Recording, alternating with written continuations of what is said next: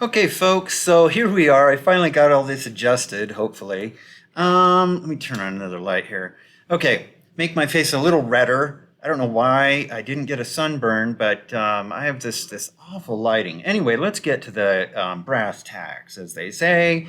So, a study shows being woke makes you unhappy. Here's why. This is the second study that's come out lately talking about how, like, leftism. There was a study just done, like just finished a couple weeks ago, and it was from university in Germany, talking about how leftism kind of breeds mental illness, and this kind of uh, follows up on that. And this is a study out of Finland, and it was in the Scandinavian Journal of Psychology.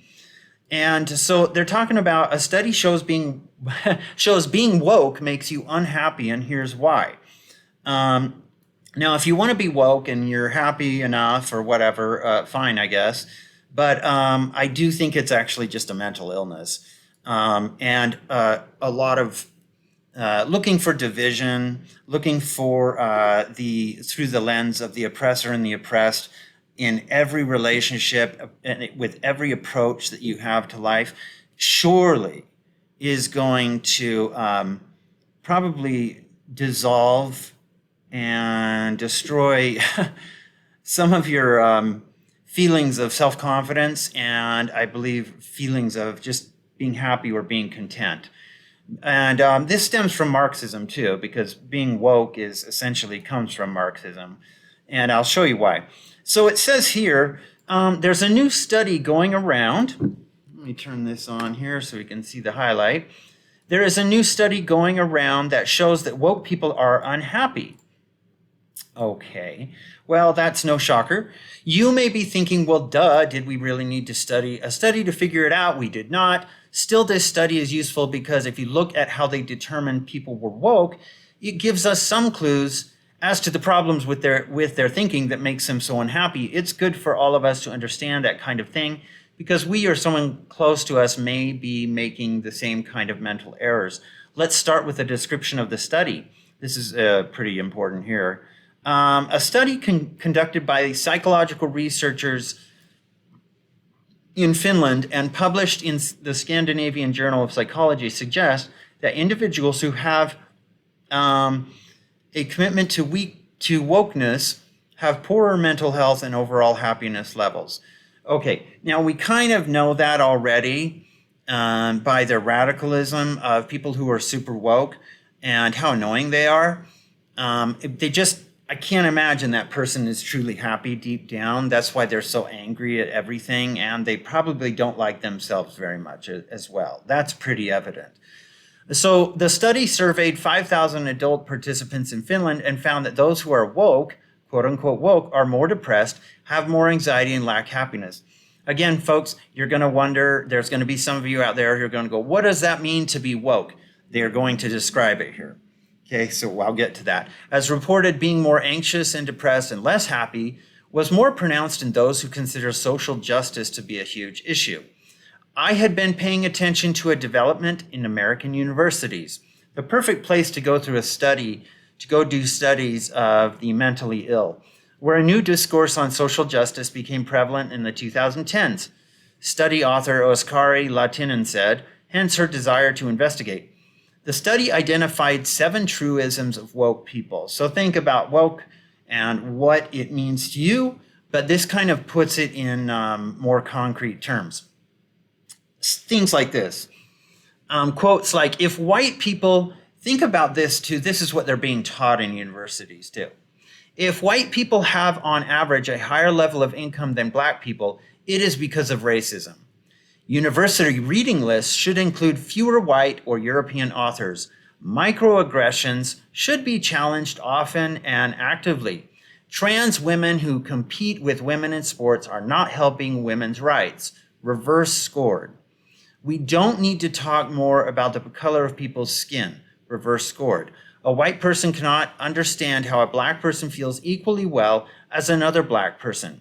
A member of a privileged group can adopt features or cultural elements of a less privileged group. Those who agreed with the scale had a high prevalence of anxiety and depression, As the New York Post summarized, more broadly, they found that those who identified as left-wing were most likely to report lower mental well-being. First of all, it's worth noting that studies have consistently found that liberalism is correlated with unhappiness and mental illness. And there was a study done where they did a study of people who were on medications, like for depression, stuff like that. And it was more people who were on the left. Now, I'm just saying this was an outcome of a survey. So, of course, people on the right, people with right-wing views, of course, there is mental illness, those types of things that run the course and the gambit of probably Western culture, surely. But there is a particular fixation, if you haven't already noticed, of wokeism, super radical left-wing political ideologies that seems almost to be out of control. And it seems to be out of the control of the person doing it. You can see this by the attention, like from histrionics, that like histrionic personality disorder, I'm not a therapist, but I kind of know a little bit about this. So it's just based on some observation that I've done, some study that I've done myself, is that there seems to be an addiction to histrionics, and it's through activism that you get this attention that you're a good person. If you do activism, you are validated as a good person, a virtuous human being, okay? Which isn't really the case. I think there's plenty of virtuous people out there who are not involved in activism. There's virtuous people out there who go to work. There's virtuous people out there who take care of their kids. There's virtuous people out there who are just single and alone, and they just go to the gym, they try to keep in shape, they work out, they try to stay healthy. There's lots of different types of people out there who are virtuous just by their characteristics or by their character. But there seems to be this vacuum that's sitting there, and left-wing radicals are gravitate towards it. Now, it tells you a lot when you see the billboards like Queers for Palestine, and you see the LGBTQ movement instantly jump from one activist movement to another, but the pro-Palestine, pro-Hamas movement, when you know that in the Middle East, those same people, LGBTQ people, transgenders, queers, all these things that they call themselves, they would be thrown off a roof, they would be stoned to death. Horrible things would happen in the Middle East, in Islamic culture to them. I'm just stating an observation based on the mission of people like Hamas. They don't like those people. They're simply using these people as useful idiots. So anyway, let's get back to this. I digress. However, as you look at what the article calls the 7 truisms of woke people, let me check something here real quick. Okay, it's worth noting a few obvious patterns that jump out at you. The first is how race-centered the whole thing is, particularly given that the study was done in Finland, where the population is roughly 1% black, if you believe Wikipedia.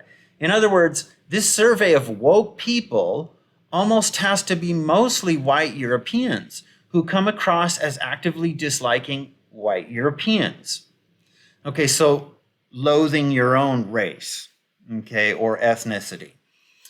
And this is very true. This seems to be a thing, like when you see BLM riots and Antifa riots in the name of defund the police because they attack black men and stuff like that. There's a lot of pink-haired or blue-haired white kids out there and doing this. And you see some black people, but it seems like a heavy amount is angry, envious white kids.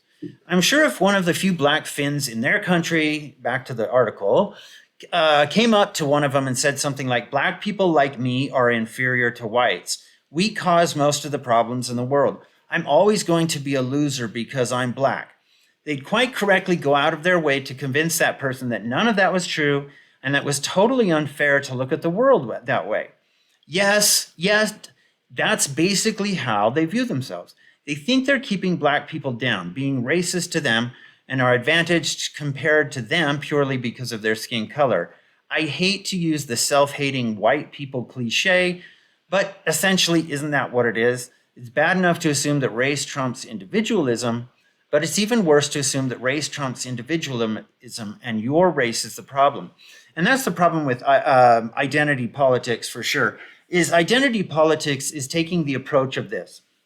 Here's something, it's simplistic, but this helps me understand. If you, like I've noticed, there are white people out there who, if they see a black person, now there are white people who don't care, they could give two shits.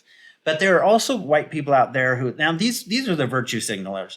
They see a black person and they identify them immediately as they must be oppressed. I wonder how they feel being black. What's it like being black and having to live every day like that with those experiences? That's identity politics. Okay, now, then there's the second viewpoint, which is not thinking about that, which is simply going, there's a guy, hopefully he can help me answer this question about something at the store, or here's somebody that I crossed paths with at the gas station. It's just another person getting gas, and it happened to be a black dude. And like this, like I think it's more fair to just go, that's a human being. That's not just a black person. They're not identified by their suit of skin. They're identified by what they are. They're a human being. And they probably have jealousies, frustrations, happy moments, just like every other human being. So I don't like it when people simply use identity politics, because I believe it's objectifying people. And it's identifying them based on, ooh, you must really be oppressed, you know? Whereas I wonder if somebody is, different races of people are just like, listen, I just don't think about that all the time. I have a life, I have kids, I go to the store, I pay bills just like everybody else does. I struggle with finances sometimes. That's who I am. And but people are fixated on racial ideology, racial identity, and it really has corroded society, I believe. So anyway, that's my soapbox on that. But so back to the article. Also, after looking at this, I can't help but be reminded of an old quote from P.J. O'Rourke. I am a registered Republican and consider socialism a violation of the American principle that you shouldn't stick your nose in other people's business except to make a buck. I'm kind of on that too. Like, I wish everybody would just back out of each other's business for a little while and let people live life. But wokeism cannot do that, because they're very, I think people who are extremely woke, they are addicted to the viewing everything that way. And I believe also, if you look at everything through the lens of oppressor and oppressed, I don't believe you can have a peaceful moment. I believe that you get a little hit of dopamine every time you get angered. So there's an addictive quality to being woke and seeing oppression in every lens, in every relationship in life, in every transaction that you make. There's some sort of oppression must be going on. And I can't imagine that that's possibly a fun way to live or an enjoyable way to live. And I believe it holds you back.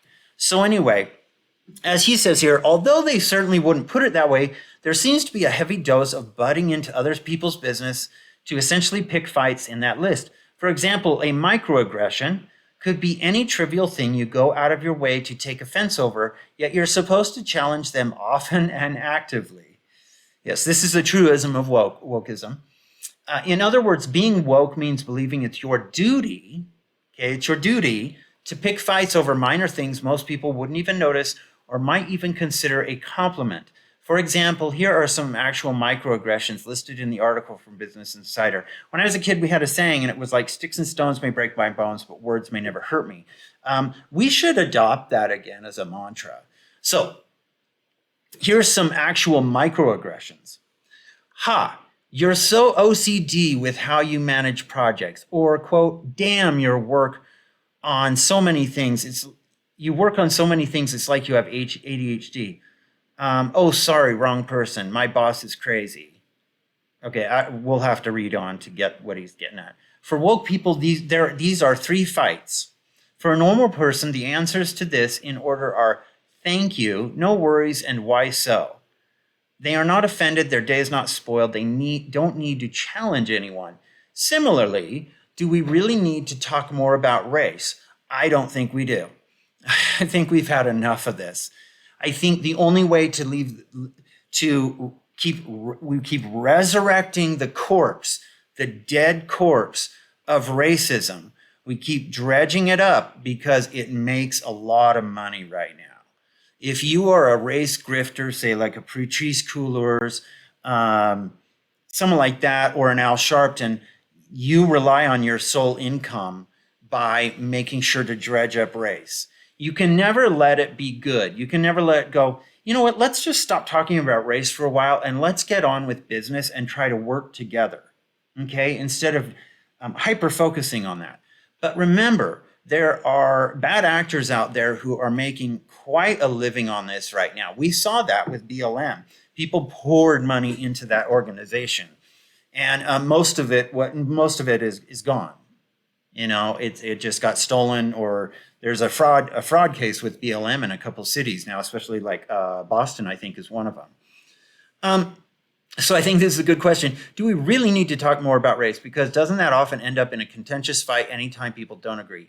Then there's cultural appropriation, which almost inevitably ends up being some historically illiterate person claiming only one group of people in history ever gets to do something while ignoring the fact that almost all culture is borrowed to one extent or another and usually considered a complement to the culture it's borrowed from.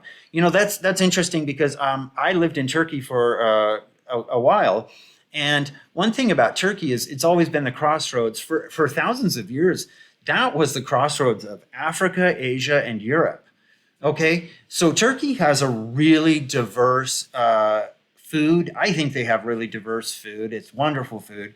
And also, if you'll notice, traditional dress in Turkey, like with the Ottomans, stuff like that, was silk robes, just like you see in like China, traditional Chinese garb.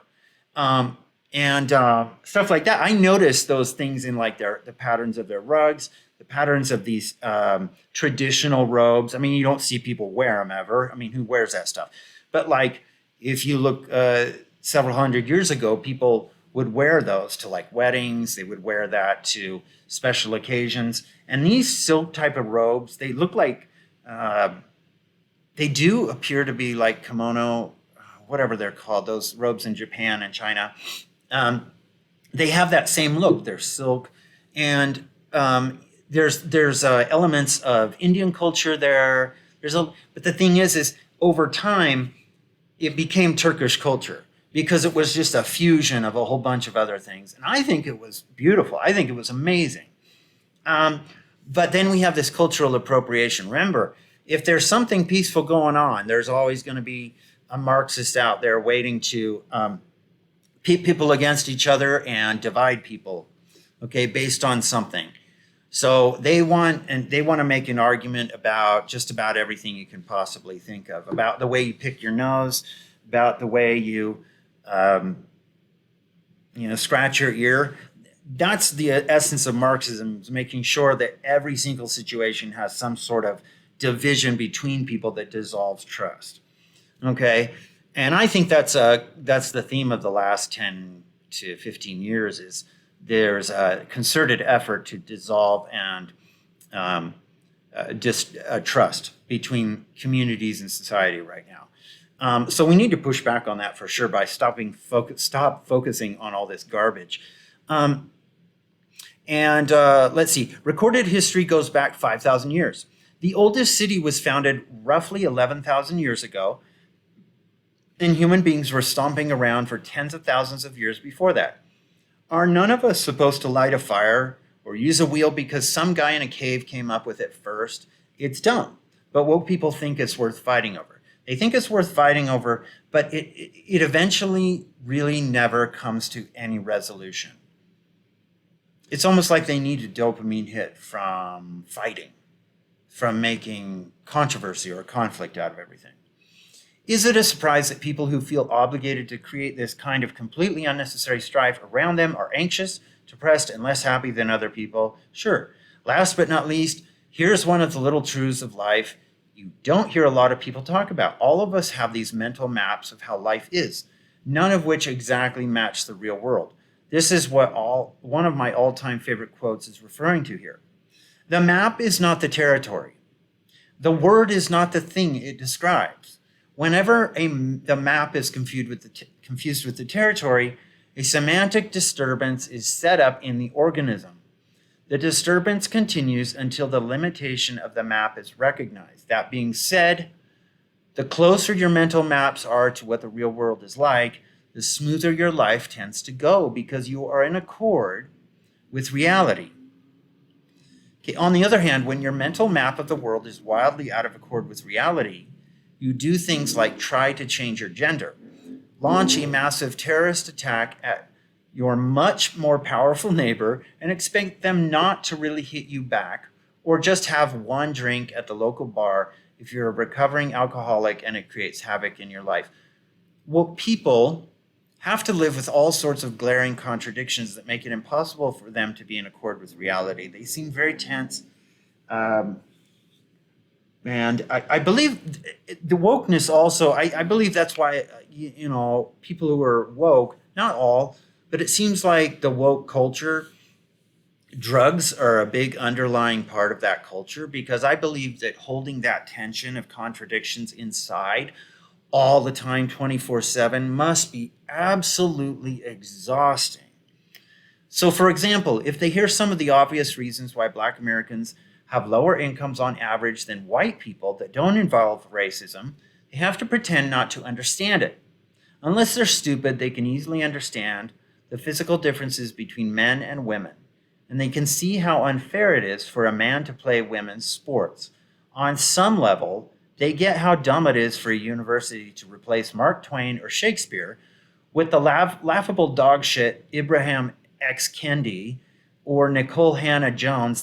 She's the 1619 Project author, I guess. Yeah, the liar, the person who left out quite a bit and lied, was caught lying at least egregiously 3 times by other professors. She actually admitted this. And Ibram Kendi, who is supposedly this bastion for getting revenge on the white race. That's how he says. He says the way to conquer racism is to create more racism, okay, to fight back with more racism. Yeah, that's how ridiculous he is. Having their maps so far out of touch with the territory undoubtedly eats at them, but it's more than that. I also believe there's a money grab there. Not only do woke people have maps that are out of accord with reality in a wide variety of ways, but their maps are ever changing because they're based on trying to gain status with other woke liberals. What's a microaggression or cultural appropriation may change from month to month based on whatever sort of virtue signaling happens to catch on. When you have no real intellectual principles in your lives, your beliefs are based on trying to gain status with a nasty, fickle, intellectually vacuous group, you're going to believe and do all sorts of foolish things that will create grief in your life. If you want to know why woke people are depressed, anxious, and unhappy, it's not Republicans, conservatives, Christians, or Trump causing it. It's the broken way that they think. This is really the crux of the issue. If they were a little wiser and better educated, I wish they would look at other sides and go, what's missing here? One thing in college is they're taught, hey, Bolshevism was great. Communism in the Soviet Union and the October Revolution with Lenin was fantastic, okay? But they're not taught about the horrors of that revolution. They're only taught these glorious kind of vacuous phrases that Lenin and Marx came up with, but they are not. The teachers right now, the way Marxism is run in universities, they will not show them the other side. They will not give it a fair shake and go, okay, but let's look at the drawbacks of communism or Bolshevism. Let's see the atrocities that happened underneath that system too, okay? Or they'll just smooth right over it and go, well, that's not really something, you might want to do your own research on that. Okay, so they're not taking a fair shake. They're not going, well, let's look at the other side too. So I believe education is lacking hugely. They might realize that any way of thinking that consistently makes you anxious, depressed, and unhappy when so many other people in similar situations are cheerful, unbothered, and happy. Again, people are cheerful. It's not all the time. People aren't always like that. That's not reality either. But generally, if you've ever come across a person that's kind of generally cheerful or not too bothered by it, it is likely that they have something intrinsically wrong with it. Okay, so you get the point. That was a bit long, I know, but I did want to kind of go through it together because I just think it makes such good points. And it has this study that they did also really identifies some of the key, how would you say it? The key tenets that are taught in universities right now.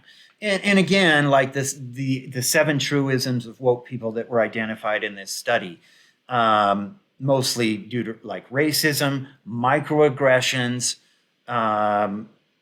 We don't. A member of a privileged group cannot adopt features or cultural elements of a less privileged group, cultural appropriation, these type things. And I just think it's interesting because I think this is really fueling something that may not necessarily even be a mental illness. It's just making these kids constantly live under this specter of anxiety and feeling like everything must be attacked or everything is in conflict all the time. And I believe they're also taught that if things are not in conflict, then something's wrong with the world. So we must deconstruct anything, including anything good. We must destroy it from the bottom up, dissolve it. But on the other hand, there's nothing good to replace it. They'll say there is. They'll say, well, communism or socialism. But we've seen what's happened in those countries, and I've mentioned that many times in previous videos. Those countries have ended up in disaster. Now, if you're throwing in Scandinavia there too, I'd be super careful of that because democratic socialism didn't really work. And that's what Sweden, those countries, they like to declare, but they are extremely capitalist, by the way. Spotify is owned by a Swedish company. IKEA, Saab, yes, these all come from Sweden. Sweden is a highly industrial country. So make no mistake about that lie too. Anyway, let me know what you think, folks. I think it's interesting. It helps us kind of understand what's going on in the world.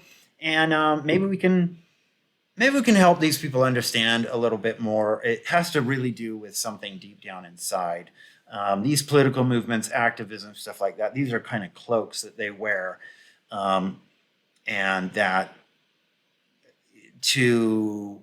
they kind of are supposed to overshadow that a little bit or cover that up. But I really just believe there's a lot of unhappy people who are woke. And I think they believe, too, that if there is no conflict, something's wrong with the world. And they're being taught these things in universities, too. So anyway, let me know what you think, and I will talk to you later. Bye.